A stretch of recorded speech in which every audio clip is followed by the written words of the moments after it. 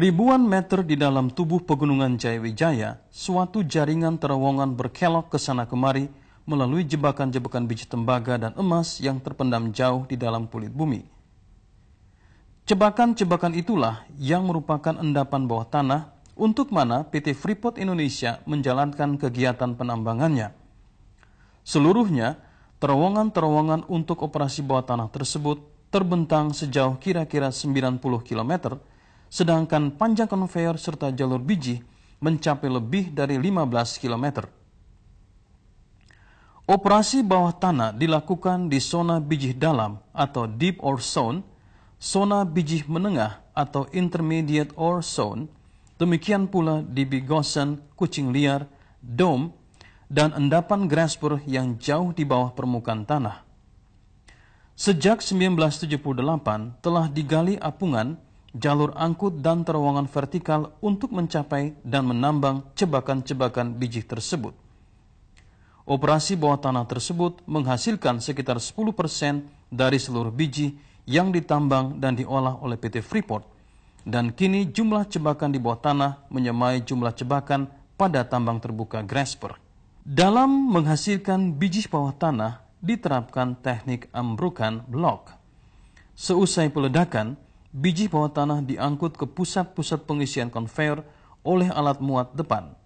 Mesin pemecah batuan kemudian menyesuaikan ukuran biji sebelum menggerakkannya menuju peremuk untuk pengolahan lebih lanjut. Pada tahap terakhir, biji diangkut dan ditumpuk di atas tanah di salah satu tempat simpanan pabrik.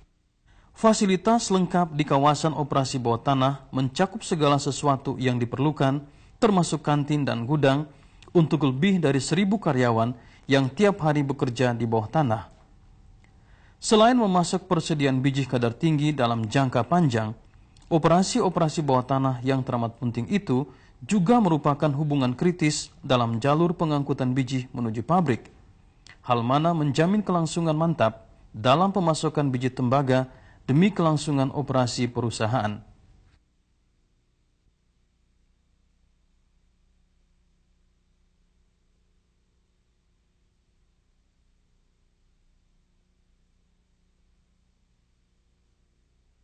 Salah satu aspek unik dalam operasi penambangan Freeport ialah kereta gantung.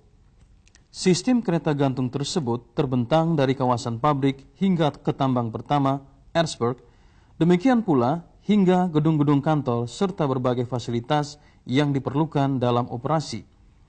Sistem kereta gantung tersebut mulai dijalankan pada tahun 1972, adalah salah satu sistem yang terpanjang di dunia dan beroperasi pada ketinggian 750 meter serta menempuh jarak 1.660 meter.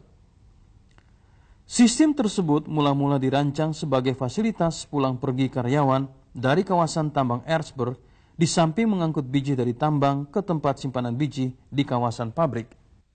Namun, sistem jalur biji tanah ternyata begitu efisien dalam memindahkan biji dari kawasan tambang ke kompleks pabrik dan kini digunakan untuk mengangkut karyawan dan perbekalan menuju dan dari kawasan tambang.